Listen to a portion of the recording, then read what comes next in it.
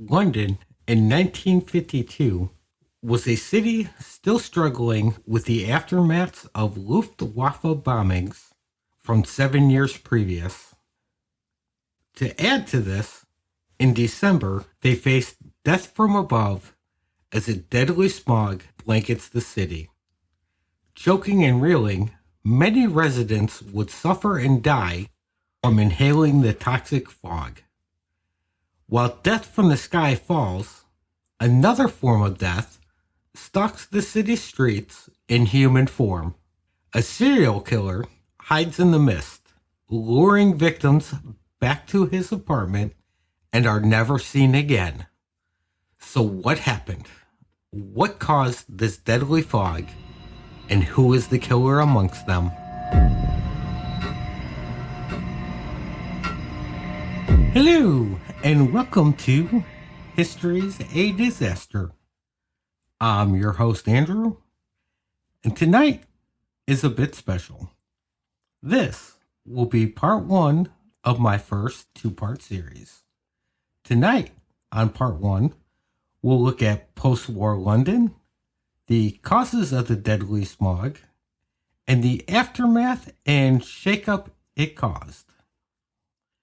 Next week, on part two, we'll get into the serial killer who was operating in London around the same time frame.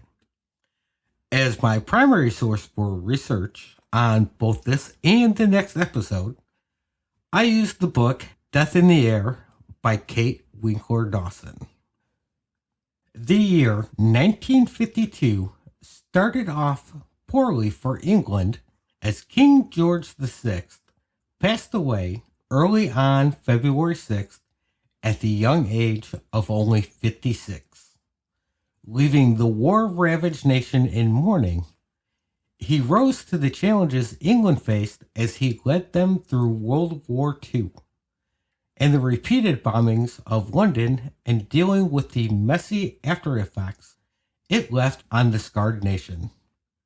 The country was devastated at his loss, but not without a bit of optimism as his eldest daughter ascended the throne as Queen Elizabeth II, who would go on to serve as queen until her death in 2022. She would be the longest ruling monarch in England's history. 7 years after the war, though, the nation was still in crisis. Almost 70,000 civilians across all of Britain had been killed in the war. 40,000 just from air raids alone. And half that number was just from London. Rationing was still in effect, with sugar, sweets, and tobacco being strongly regulated. On top of this, 12,000 British troops were stuck in the green hell of Korea, fighting alongside American troops. And London's crime rate was skyrocketing as the bombed out buildings became safe havens for criminals. The police, or bobbies, or whatever they're called over there, were quickly outnumbered by the growing horde of criminals. Only one industry in the whole of England was booming: coal. Coal had fueled the nation's economy for years. And by 1952, every home had at least one coal fireplace. Meaning that in the densely populated area of London, there were millions of fireplaces stuffed into an area of 600 square miles, which is just over twice the size of New York City. The cheap and effective fuel was crucial to London since at the time, it was the only major source of heating in the city. This, however, came at a horrible price. The smoke could be suffocating, and all the sulfur dioxide being released turned deadly. It caused bouts of acid rain, which would bend iron, melt statues, poison the land and waterways. The nasty pollution would destroy lungs and cause cancer. But still, they pushed on with coal.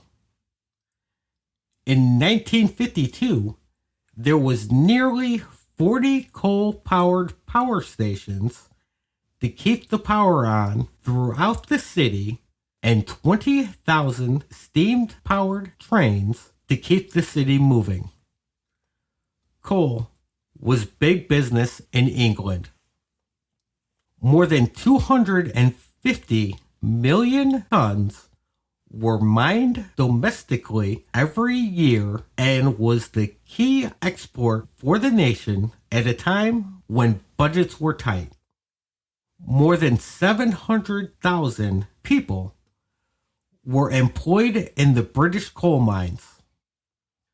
So to say that fucking with the coal industry over something petty like, air pollution could potentially fuck up the nation's economy was something of an understatement and not something any politician who wanted to remain in office would choose to do. Oh, and since we're talking about economy, they sold its best quality coal internationally to keep up the sales, which left shitty coal for the domestic market. This coal was inferior to the good black coal being sold internationally. It was a brown dust with bits of coal in it and was a very soft material. It took huge amounts of the shitty coal that went by the hilarious nickname of Nutty Slack, which I kept reading as Nutty Sack, to heat the average London home. It was very inefficient and dirty to burn, which just added to the smoke and pollution in the air. 10 days before the fog began, the government began a massive ad campaign for the shitty coal, making it ration free. They could buy as much as they wanted at a third less the cost of rationed coal. They had more than 1 million tons of Nutty Slack available for consumers. On Thursday, December 4th, the first tendrils of fog came creeping into London at 2:30 in the morning. This early in the day, the smoke choked out the sun. Any chance at sunlight would be chased away as the fog creeped in. Meteorologists at the Kew Observatory watched as a small high-pressure system swept slowly over England. As it traveled, it moved a lot of wind. It blew clockwise around an eye filled with high atmospheric pressure. This type of storm is called an anticyclone, which obviously is the opposite of a cyclone that has a low atmospheric pressure in the eye. This means that in an anticyclone, the wind is being pushed down instead of up. This results in clear skies because the air is sinking, meaning no clouds or rain can form. The downside to this is it would cause the temperatures to plummet drastically.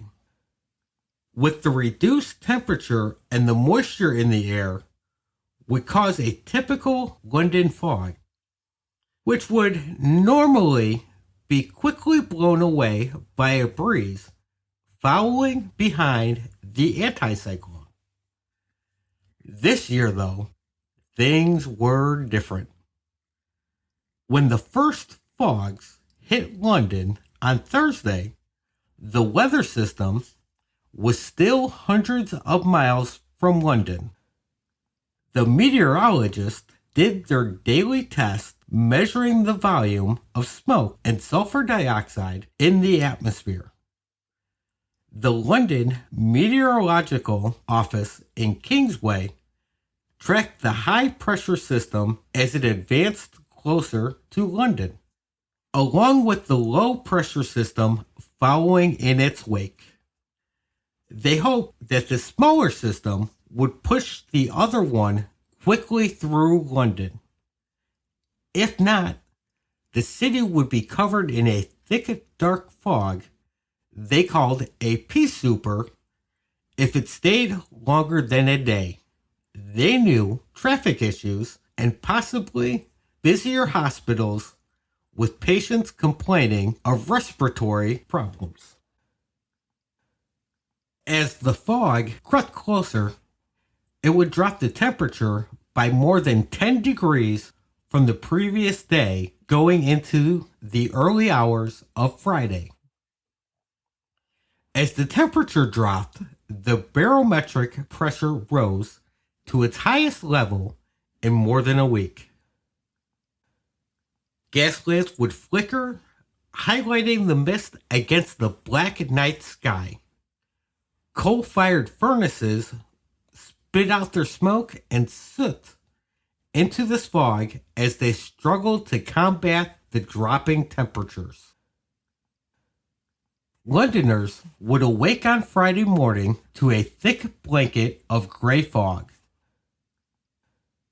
It was so thick on the River Thames that it was impenetrable. The government shut down all traffic on the river, ordering all ships to stay in dock. Commuters on the platform of the Liverpool Street Central Line Underground Station stood shivering as visibility was reduced to less than 50 yards. But still they soldiered on, preparing for a full day of work. Just another foggy London day. By early afternoon, the fog thickened. The trains continued to run on time, their coal-burning engines adding their smoke to the fog. However, the buses were starting to see delays. Traffic in central London slowed as the daylight faded away. Richmond Bridge was shut down. In other parts of the city, bus and trolley services were suspended. Londoners across the city, hoping to escape the freeze, lit more than 1 million fireplaces filled with that shitty brown coal. The city's power plants kept pumping out electricity fueled by that cheap coal, pouring even more smoke into the sky. In the House of Commons, members of Parliament debated policies before leaving early so they could get to the commuter rails before they shut down. The criminal element began to use the fog to their advantage. And Ian McLeod, the Minister of Health, sent out a distressing memo forbidding all hospitals from increasing their staffing without prior approval. He also demanded that they cut non-medical and non-nursing staff by 5% over the next year. The fog barely received any mentions in the newspaper outside of being called the first real fog of the year. The soot came down like snowflakes, big enough to be blown around. Eyes began to ache and throats started to burn. Lights on Christmas trees in the distance would appear to hover in the air in the thick fog. The scientists would record their daily readings at pollution monitoring stations across the city. In less than 24 hours, the amount of smoke and sulfur dioxide had increased by more than 5 times the normal level. To make it worse, that's all they measured when tracking air pollution. There was nothing to measure the carbon dioxide or the carbon monoxide being spit into the air by the exhaust of thousands of cars, or the vanadium compounds the diesel oil engines of the 8,000 double-decker buses added to the air. The fog would continue to drift across the city, gaining in strength, more a nuisance and irritant at this point. Not enough to stop Londoners from going about their day or stop the holiday preparations happening across the city. As night settled in, the emergency rooms were starting to get packed. There was a huge increase in respiratory and cardiac disease than the day before. Ambulance calls increased by a third. The air turned black and thick as the temperatures continued to plummet, forcing London to burn more of that cheap, dirty coal. London's Metropolitan Police was the world's first modern police force, founded in 1749. By 1952, Scotland Yard had a reputation across the globe for efficient policing. They demanded civility from their officers.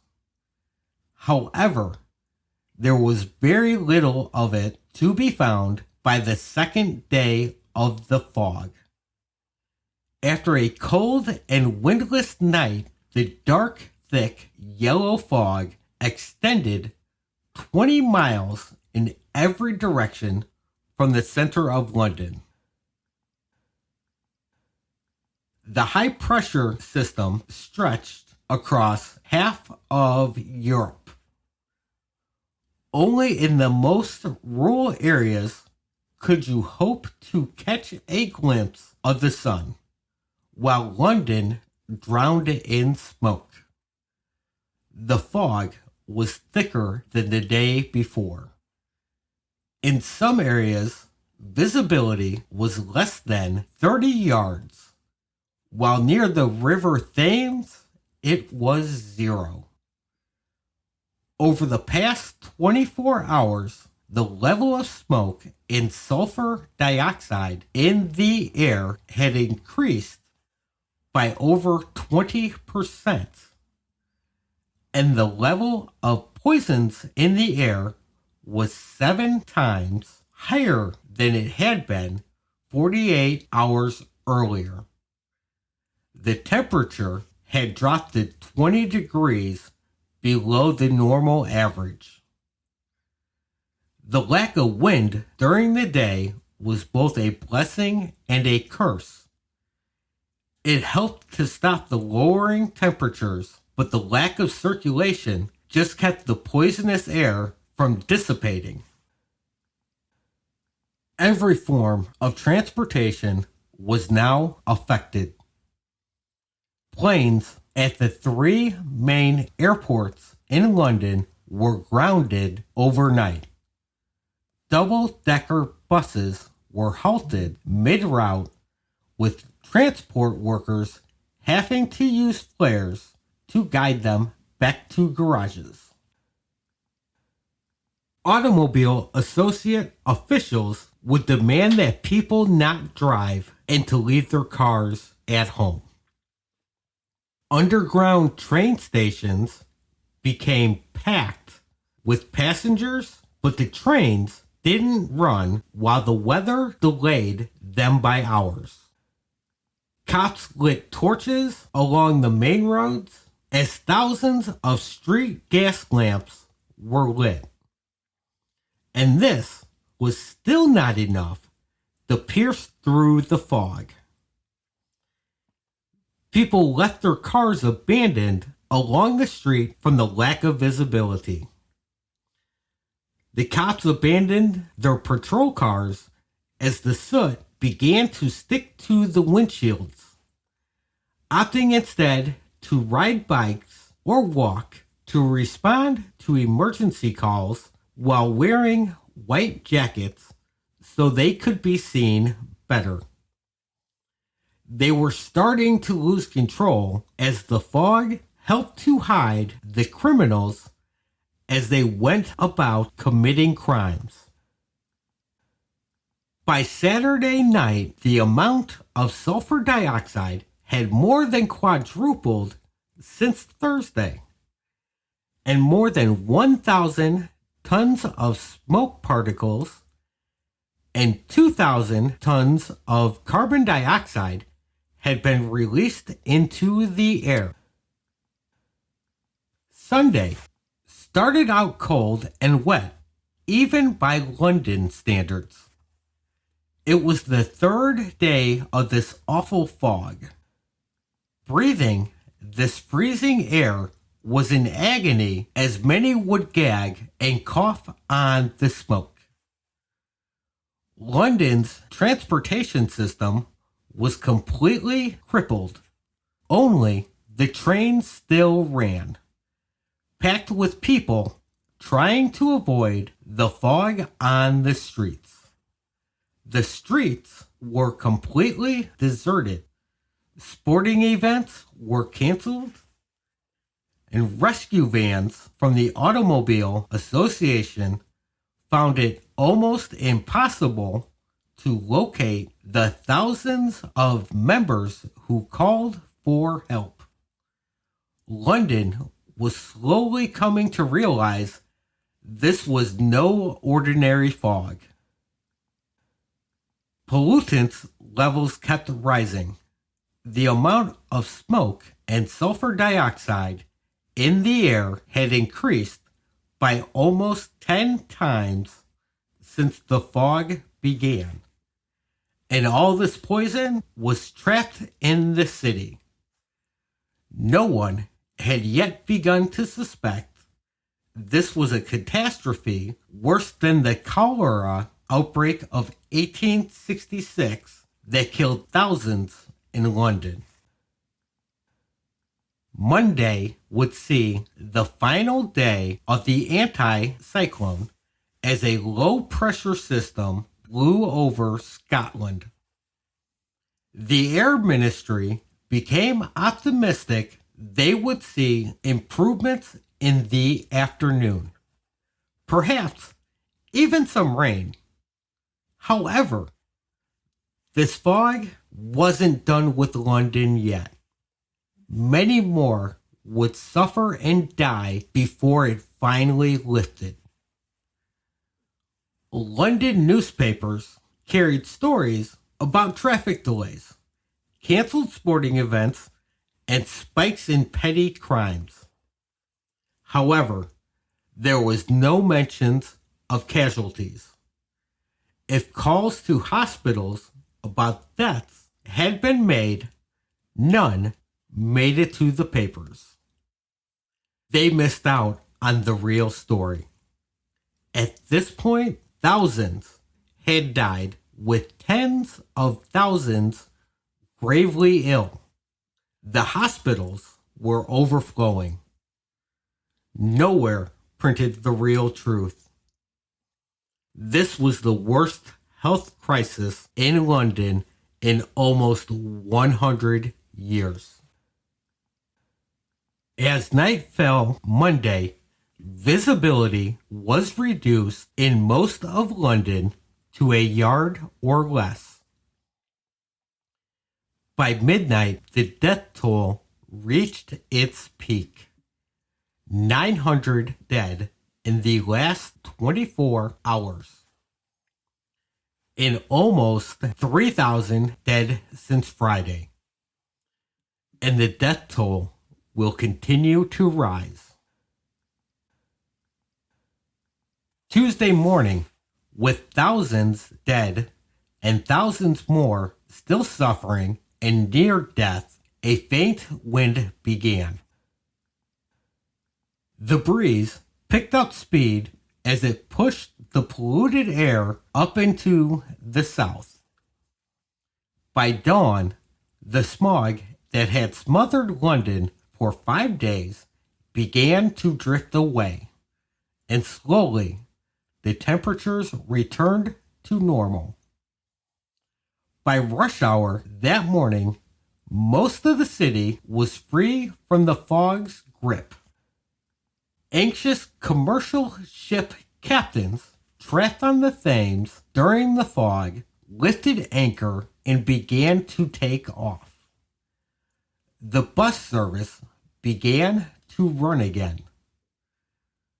Drivers reclaimed their abandoned cars.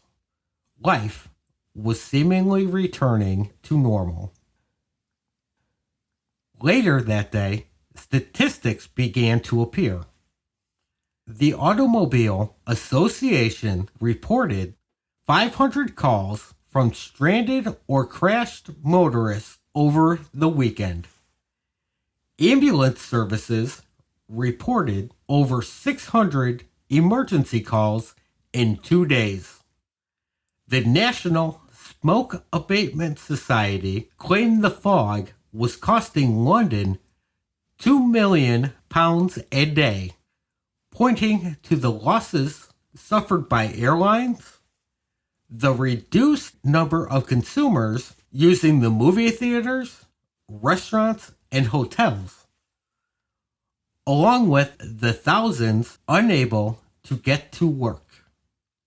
When talking about casualties of the fog, people saw dollar signs, not the cost in lives. With the fog gone, the amount of smoke was slowly decreasing. However, the sulfur dioxide had hit its peak the day before, and CO2 levels were still dangerously high. By the Friday after the fog began, the death toll passed 4,000. Now, I want you to take a minute here and think. Who was the first people to be alarmed at the number of deaths? Was it the police responding to all the calls? Reporters covering the news? Or doctors working in crowded hospitals? Got your answer?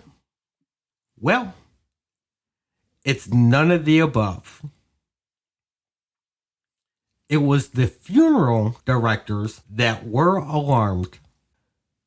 The demand for caskets skyrocketed, and when you could get one, there were even fewer burial spots available. Undertakers roamed the streets, removing the dead from their homes. Sadly, often removing multiple victims from the same home. Next was the florist, who became alarmed. They could not keep funeral wreaths or flowers in stock. The demand was huge. But all this was odd, too. There was no bodies lying in the streets, like the bombings of World War II, or dead bodies floating in the river as if a massive flood had came through. They were all concealed behind closed doors in homes and hospitals and mortuaries. The massive amount of casualties caused many delays. The ending of the fog would also not provide any relief to the overworked hospitals. 1 out of every 5 patients would not have a bed. Dying people were crammed into every room of the hospitals. Men were shoved into the maternity wards as they struggled with coughs, and women were rolled into dissection rooms. The sick lay side by side regardless of age, gender, or ailment. Their stomachs ached, their throats burned, and their lips had turned blue. Most of them were over the age of 45. Deaths blamed on bronchitis increased by 10 from the previous week, and pneumonia by 4 times. The morgues were soon overflowing with corpses scattered everywhere, on benches and tables. They were stacked on the floor and against the wall, all uncovered, gazing at the ceilings. Most of the mortuaries had already ran out of burial shrouds. Within 2 days of the end of the fog, the Ministry of Health was requesting data from all over. They needed answers, and quickly. The reports came in citing most deaths were of the elderly from cardiac failure, along with emphysema and bronchitis. There was also reports from formerly healthy and active patients of bronchial spasms, along with rhonchi, a low-pitched, rattling lung sound. Despite this, and further investigations into the number of deaths and the causes, the Ministry of Health tried to lessen the truth about what happened and why and how many died.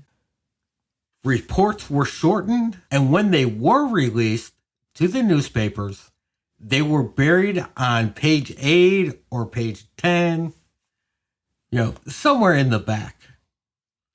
When the number of quote-unquote fog deaths came up, they tried to make the cutoff for deaths December 20th, and any after that were of no relations to the fog. Because there's no way this fog caused any lingering health effects. This would essentially cover up thousands of deaths. The National Smoke Abatement Society read these papers and knew what was going on. The health ministry was trying to turn a deadly disaster into a fleeting incident. On January 31st of 1953, another disaster sprang up to push the smog out of people's minds. An unprecedented storm smashed into the coast of England with gale force winds exceeding 125 miles per hour. Tidal waves smashed the coast, floods drowned out towns, and over 300 people would die. It was the worst natural disaster to hit England in the 20th century. Newspapers ran stories of the disaster nonstop. The government worked around the clock to help out the devastated areas. And then the news of the discovery of several bodies at 10 Rillington Place shocked the nation. A serial killer was on the loose. The newspapers would print endless stories of the psycho killer loose in London. The fog issue was dying in Parliament, drowning under stories of floods and war and a serial killer. It was only a member of Parliament named Norman Dodds who would keep the issue of air pollution alive in Parliament. He would keep pushing the Ministry of Health for information and a plan to stop this from happening again. The Ministry of Health would continue to cover up what they knew. They had the answers and the numbers on the air pollution that literally choked the lives from so many Londoners. Norman would fight with other members of Parliament until a committee was formed to research and report on solutions for air pollution. This committee would be chaired by Sir Hugh Beaver. And I am such a child. When I read that, I thought it was clearly some kind of joke. They could not have possibly put Sir Hugh Beaver in charge. I kept waiting for the punchline. I really figured they were trolling Norman Dodds to get him to shut the fuck up, but nope. This guy's name really was Hugh Beaver. In fact, he was a well-respected industrialist and had become a very influential engineer and scientist in England. He led housing committees on reconstruction and advised the government on constructing power plants. So, this guy was very intelligent. With him in charge, the committee would be referred to as the Beaver Committee in the press, which again sounds like a committee a college frat would have. But this really seemed to have impressed Norman. And with that, the fog issue would disappear from the House of Commons for a few months until the committee could release a report. In the meantime, other solutions were offered up, from wearing a respirator in the fog to wearing a thin mask made of gauze. Neither would be effective. So, local government took control of the issue while it languished in Parliament. London declared smokeless zones where the burning of coal was banned. They vowed to stop installations of furnaces in buildings unless it was proved they could operate continuously without spilling smoke in the sky. Norman would continue the fight in the House of Commons. Then the Beaver Report finally came out. Buried in the middle of this report was a graph that would not make it into the final published version. It showed the true death toll of the smog. Not 4,000, but 12. 12,000 people died. The real death toll would be buried and remained hidden for over 50 years. On December 2nd, 1953, the interim report of the Committee on Air Pollution was published. It was divided into two sections. The first was an analysis of the source and the effect of air pollution. The second was detailed recommendations for immediate action, several of which had previously been put into place. The findings of the report were terrifying. During each day of the fog, almost 4,000 metric tons of pollutants were dumped into the air. The causes of this were clear. The domestic coal fires, coal-fueled trains, steam engines, coal-fired power stations, and diesel buses poisoned the air.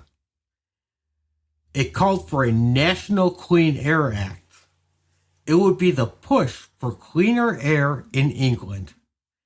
And by 1956, it would pass.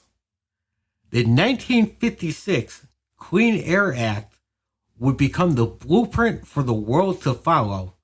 It was the first legislation of its kind. And in the following years, there would be a drastic decline in the number of fogs in London. And that was the Great London Smog of 1952. Thanks for listening, and don't forget to leave a rating or review on your app of choice. Or reach out to the show at historyisadisaster@gmail.com with questions or comments. Or even better, share the episode. Share it with your mom, your friends, or if you didn't like it that much, share it with your enemies. And always remember, sharing is caring. And if there was more caring in the world, maybe history wouldn't be a disaster. Thanks and goodbye.